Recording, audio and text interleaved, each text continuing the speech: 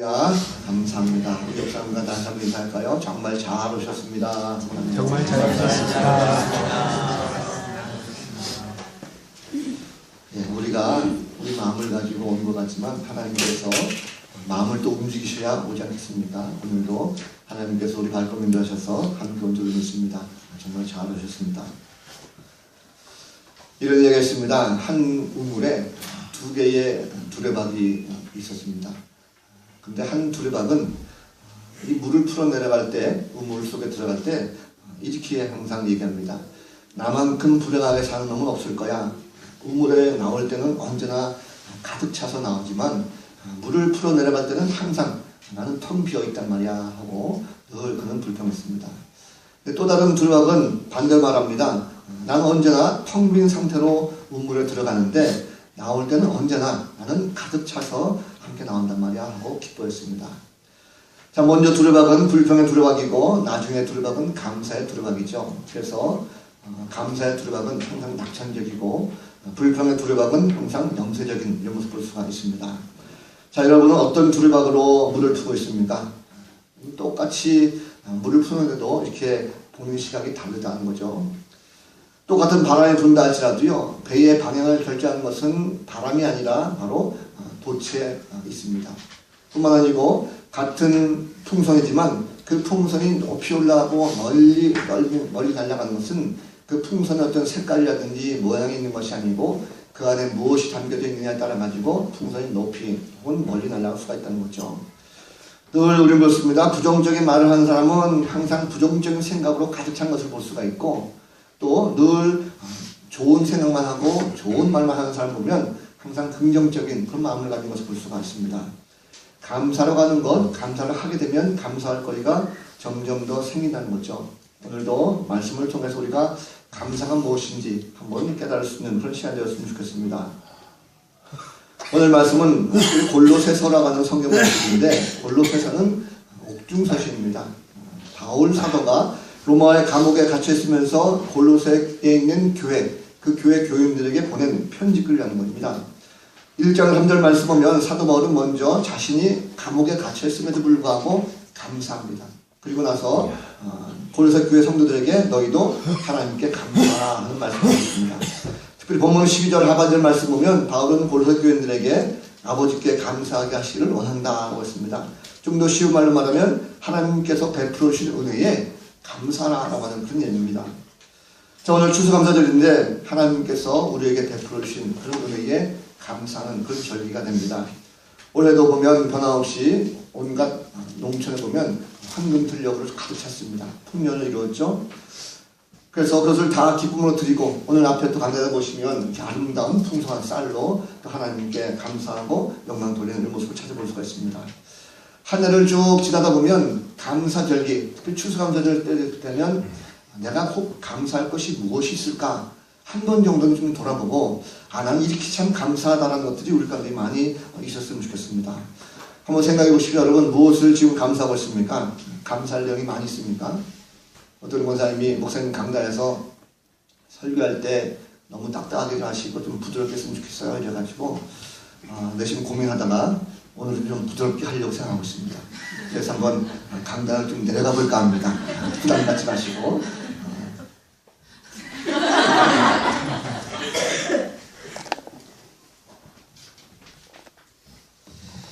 자,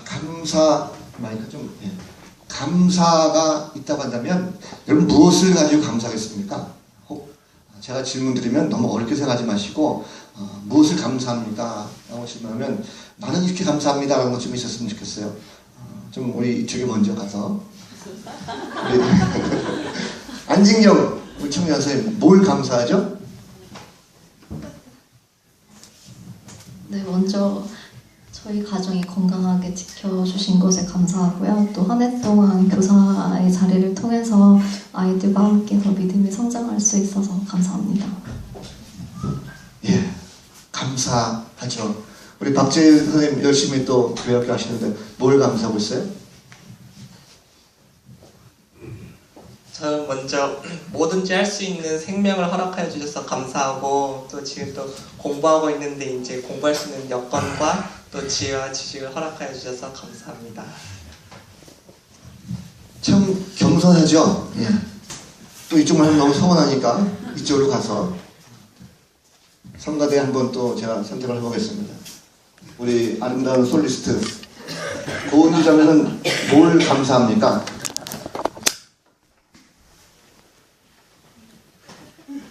쑥스러워하지 말고 얘기해 보세요.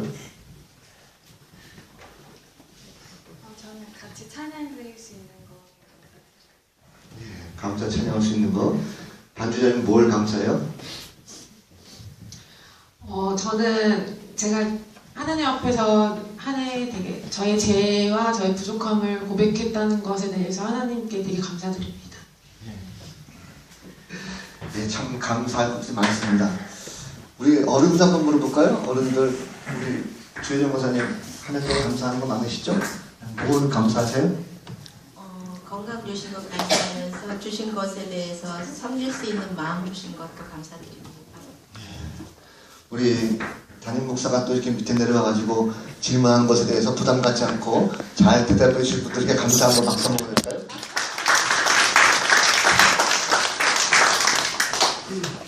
자, 여러분, 우리가 참 들은 바에 의하면 감사할 것들이 얼마나 많습니까? 그죠? 지난 한 해 동안에 우리 가정을 가만히 돌아보면 먹을 것 잘 주시지 않습니까? 굶어서 우리 힘들었던 분이 있습니까? 없죠. 열심히 잘 먹을 수 있는 건강 주시고, 또 가족들도 가만히 보면 병원에 장기적인 입원 같은 거 안 하고 건강 잘 지켜주신 것 얼마나 감사합니까? 이게 다 하나님의 은혜죠. 경제가 좀 어렵다고 하는데 우리가 직장 잘 다니고 있었고 또 경영할 수 있는 기업 주신 것도 얼마나 감사합니까? 뿐만 아니죠. 가정을 돌아보면 요즘 가정에 깨어지는 가정들이 얼마나 많습니까?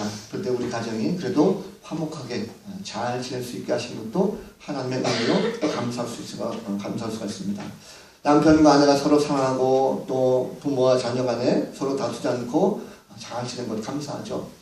자녀들이라는 노심초사 부모들의 마음이 있는데 얼마나 많이 걱정합니까? 그래서 자녀들이 곁길로 서지 않고 잘 자라니까 또한 감사하고, 또 어제 같은 경우도 보면 우리 이인영 목사님 그동안에 아들 장가 때문에 굉장히 고민했었는데 잘 갔으니 또 감사하고, 얼마나 많은 감사가 있습니까? 신앙생활도 마찬가지입니다. 여러분 보면 열림교회라고 하는 공동체 안에서 서로 좋은 장로님들 또 좋은 권사님들 만나고 집사님들 만나고 함께 어울러서 기도하고 신앙생활 잘하게 하니까 얼마나 감사합니까? 예, 감사합니다. 저는 설교 준비하면서 이런 생각 해봤어요. 요즘 보면 목사들도요, 참 이게 잘생긴 목사 만나기도 힘듭니다. 이분 목회자들이 인상 팍 쓰고 저분이 어떻게 목사님이야 하는데 그래도 열림교회 목사 정도 잘생겼으니까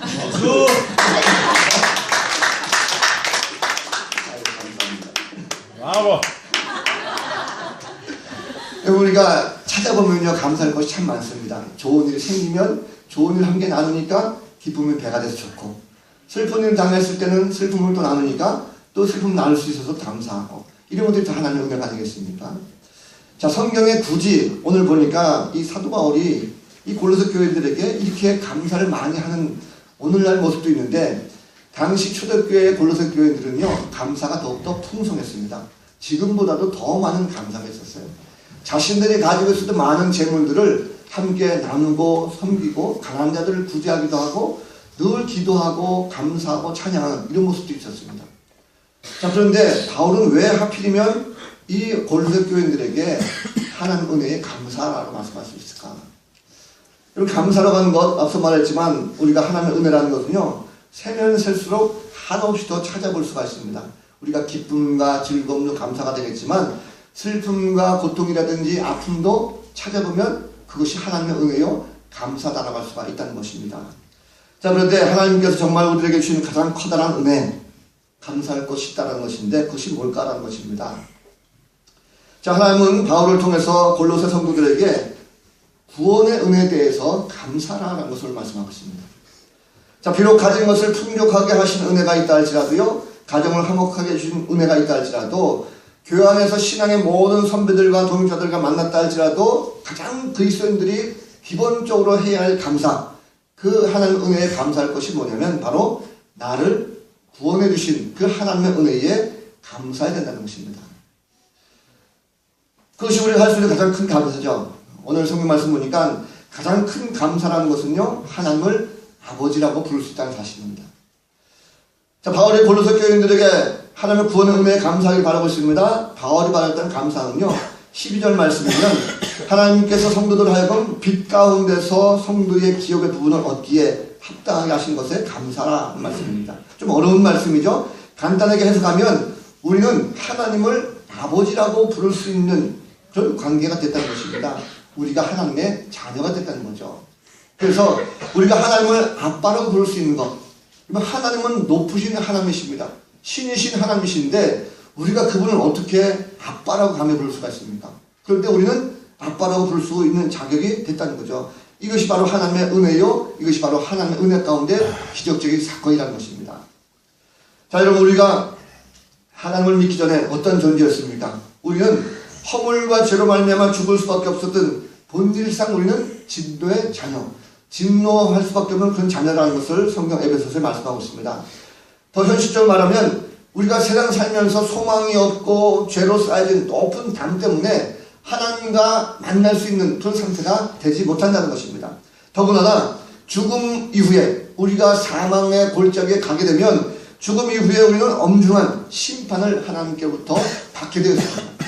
심판을 받게 되었는데 그 심판받게 된 그 상황 속에서 우리 가운데 은혜가 임했다는 거죠.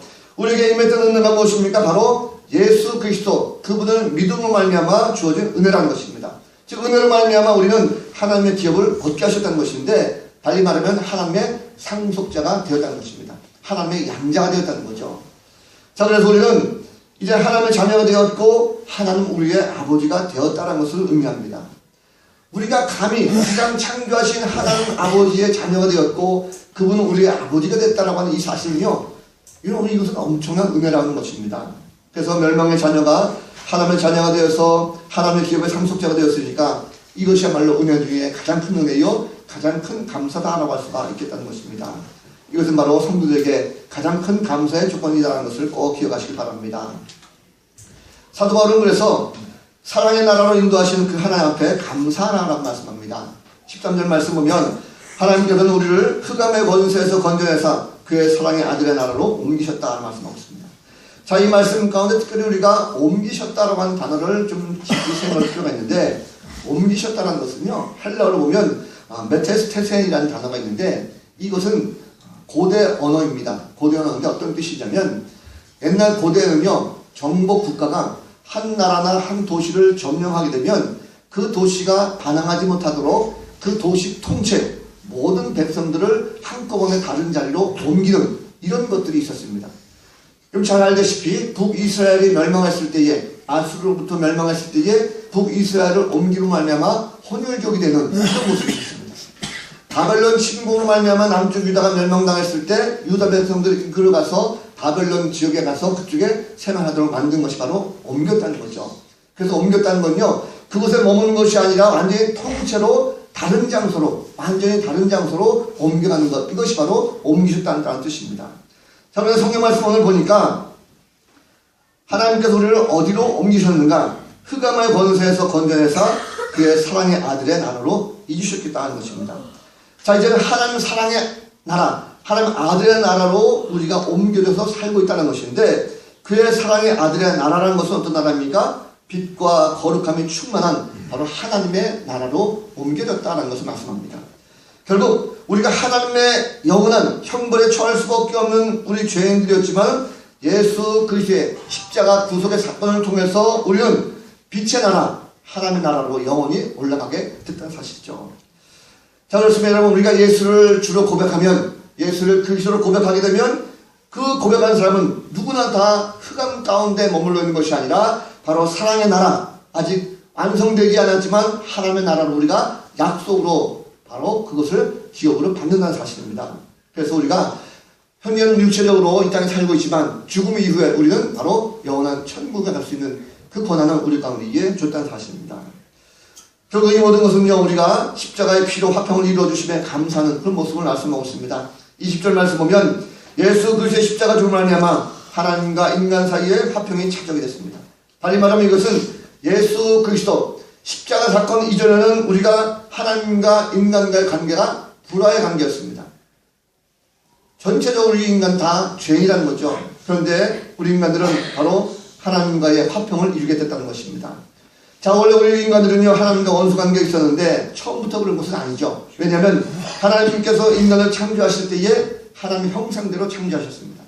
하나님의 형상대로 창조하시고 보시기에 심히 좋았어요. 그래서 함께 매우 친밀한 관계로 우리가 맺고 있었습니다. 그런데 인간 자신이 하나님과 관계를 어기고 약속을 깨어뜨리고 하나님을 배반함으로 말미암아 하나님과 원수가 되었습니다. 하나님과 원수가 되었던 그런 상황 속에서 이제 인간은 도저히 관계 회복이 되지 않습니다. 인간은 죄의 나라로 떨어졌기 때문에 하나님과 아무리 화해하려고 해도 도저히 화해할 수가 없는 그런 나약한 존재로 전락하고 말았어요. 그런데 놀라운 일이 벌어졌습니다. 바로 하나님과 화목할 수 있는 길이 열리게 됐어요. 이것은 인간의 어떤 공로나 인간의 어떤 의지로 만들어진 것이 아니라 하나님께서 먼저 인간들에게 찾아오셔서 마음을 열어주셨습니다. 그 길을 만들어 주셨다는 거죠. 그것이 바로 예수 그리스도를 통한 십자가의 구속사건입니다. 여러분, 우리가 죄 없으신 독생자 예수 그리스도, 그분을 세상에 보내셔서 죄인된 인간들을 대신하시고 십자가에 매달려 죽게 하시고 말미암아 이제 하나님과 인간의 회복을 위한 화목제물로 주임을 드린 걸 볼 수가 있습니다. 이제 우리가 예수를 믿는 자마다 의롭다 하시고 말미암아 하나님과 다시 한번 화목하게 하셨다라는 것을 성경은 말하고 있습니다. 그렇습니다. 여러분, 십자가의 그리스도 십자가 보혈을 말미암아 우리는 바로 하나님과 화목하게 됐다는 것입니다. 요한복음 14장 6절 말씀 보면 내가 곧 길이요 진리요 생명이니 나로 말미암지 않고는 아버지로 올 자가 없다라고 말씀하고 있어요. 그러면 하나님과 우리 인간의 모습을 보면 인간과 하나님이 함께 화목하고 구원을 얻을 수 있는 길 오직 예수 그리스도 그 십자가뿐이라는 것을 꼭 기억하시기 바랍니다. 구원이라는 것은 참 간단해요. 그래서 구원은 결코 어려운 것이 아닙니다. 우리가 예수를 그리스도를 고백하면 믿기만 하면 된다는 거죠. 그럼 우리가 영생을 얻고 구원받는 것입니다. 문제는 무엇입니까? 예수를 믿지 않는다는 거죠. 성경 공부하다 보면 이런 질문 참 많이 받습니다. 목사님, 제가 아무리 생각해도 잘 이해가 되지 않는 부분이 있는데 그게 뭐냐면 예수를 믿긴 믿는데 예수 믿는 사람이 생활하는 거 보면 엉망진창합니다. 그런데 반대로 예수는 믿지 않지만 정말 열심히 잘 살아가고 많은 사람들이 귀감이 되는 이런 사람들을 보게 됩니다. 착하게 살아가는 사람이 있는데 그러면 예수를 믿으면서도 엉망진창 살아가는 사람은 믿기 때문에 구원받고 예수를 믿지 않지만 열심히 잘 살아가고 있는 착한 사람들은 단지 믿지 않는 것 때문에 구원받지 못한다고 한다면 너무 억울한 건 아닙니까? 나는 그런 하나님이 참 이해가 되지 않습니다. 믿기가 참 힘듭니다 라고 하는 그런 얘기를 종종 듣습니다. 여러분 한번 생각해 보십시오. 어떻습니까? 사실 저는 그런 얘기 들 때마다 항상 생각하는 것이 뭐냐면 물론 착한 사람이 구원받는 것 당연하다. 좋게 생각합니다. 저도. 그런데 문제는 무엇입니까? 착한 사람이 구원받는 것 당연한 것이지만 한 번 정도 우리가 좀 생각해 볼 것은 뭐냐면 이런 질문을 해봤습니다. 그러면 얼마나 착해야 되는 것이 하는 것이죠. 그 사람의 착하다고 하는 그 기준점이 어디 있냐는 것입니다. 그 사람의 행동 하나하나의 모든 것이 다 착하다고 했을 때 그 사람은 정말 착한 것이라는 거죠. 예를 들면 이런 말이 있습니까? 내가 10만 원을 가지고 많은 사람들에게 베풀었어요. 내가 10만 원을 가지고 상대방에 많은 것을 베풀었을 때 그 사람이 정말 착한 사람이야 라고 인정한다고 한다면 만약에 9만 9천 원을 가지고 남에게 선을 베풀었다고 한다면 그 사람은 착한 것이 아닙니까? 적어도 우리가 착하다고 하는 그 상대방의 기준점이 어디에 기준점을 두고 착하다라고 우리가 판단하는 거죠. 또 한 가지는 착한 사람이 보면 착한 사람들 보면 대체적으로 어렸을 때 좋은 부모와 좋은 환경 밑에 좋은 친구들 이런 환경 때문에 좋아지는 경우가 참 많은 것을 볼 수가 있습니다. 그래서 그런 환경 때문에 저 사람이 착하다라고 한다면 그런 선택에 있어서 너무 불공평하지 않습니까? 왜냐하면 내가 태어날 때 좋은 부모 밑에서 태어나고 싶은데 그것이 마음대로 되는 것은 결코 아니라는 거죠. 좋은 부모 밑에서 누구든지 다 태어나고 싶습니다. 좋은 환경 속에서 잘 자라고 싶어요. 그런데 그것이 내 마음대로 되지 않는다는 거죠. 자, 그래서 한다면 그런 모든 환경 속에서 어떤 환경이나 여건을 가지고 그 사람이 착하다 아니다라고 판단한다고 한다면 그 기준점을 가지고 인간들이 판단하기에 참으로 애매모호한 부분이 많이 있다는 사실입니다. 성경은 뭐라 말합니까? 성경은 모든 사람입니다. 믿는 자나 안 믿는 자, 혹 세상 속에 나갔을 때 부자나 가난한 자 많은 사람들이 있지만 그 가운데 모든 사람들 가운데 구원의 길이 열려있다라고 성경은 분명히 말하고 있어요. 그렇다고 한다면 우리가 어떤 부모 밑에서 태어났는지 또 우리 인격이 어떻게 형성되어 있는지 이것이 중요한 것이 아니라 자라오면서 우리가 믿음의 자세를 가지고 하나님 앞에 나아가서 예수 그리스도를 영접하기만 하면 그것에 대해서 구원의 은혜가 반드시 열려져 있다는 것을 성경은 말하고 있습니다. 그렇습니다. 여러분, 하나님은요 모든 자들에게 믿음의 구원의 길을 다 열어놓으셨어요. 그 주님을 믿고 나오는 자, 그 모든 믿음의 자녀들에게 구원을 약속하신 것을 볼 수가 있습니다. 그렇다고 하면 이 하나님은요 믿는 자들이 그런 것을 통해서 더욱더 감사하기를 원하십니다. 그래서 많은 감사의 조건들이 있지만 구원에 대한 진정한 감사의 고백이 기록하시는 것입니다. 세상에 부어진 많은 감사들, 믿음의 사람들 뿐만 아니라 믿지 않은 사람들도 감사의 이야기를 하다 보면 많은 것 감사합니다. 1년 동안 살면서 내가 돈을 많이 벌었습니다. 난 건강을 잘 유지했습니다. 자녀도 낳았습니다. 내가 이런 것을 많이 이뤘습니다. 믿지 않은 사람들도 감사의 이야기를 하다 보면 얼마든지 감사 많이 찾을 수가 있어요. 그런데 성경에서 말하는 것은 그것이 아닙니다. 많은 감사의 조건이 있었지만 하나님은요 무엇보다도 참된 구원의 반열에 서게 하신 그 구원의 은혜에 감사하기를 원한다는 것입니다. 하나님은 신실하신 분이십니다. 사랑하는 자녀들이 죄악 가운데까지 있다 할지라도 결코 버리지 아니하시고 다시 구원해 주시는 그러한 신실하신 하나님이십니다.